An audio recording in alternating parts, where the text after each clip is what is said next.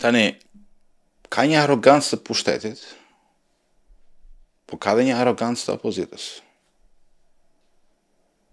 Pra, në qoftë se pushteti mbrohet nga çfarë i ofron pushteti, numrat, mund t'i lejohet bëjë në një gabim, opozita nuk mund ta bëjë këtë gjë.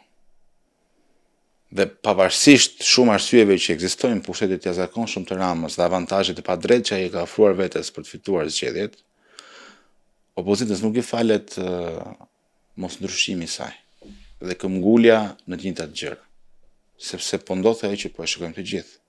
Vit pas viti vetëm rrudhet. Vetëm rrudhet. Ky rezultat është nga më të dobtit të opozitës ndonjëherë, edhe pse flasim për mandat të katërt.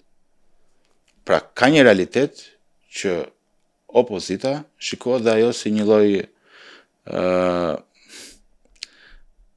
pasqyre të ngjashme të pushtetit.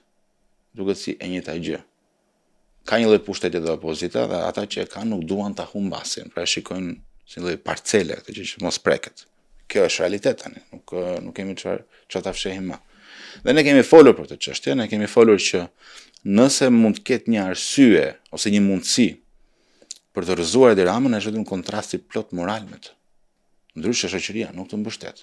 Dhe këtu sa ka pasur rotacione, ne e dim, ka ndodhur për shkak sepse ka shkruar një besueshmëri dhe ka qenë një kontrast moral i plot që ka ndodhur ajo që ndodhi.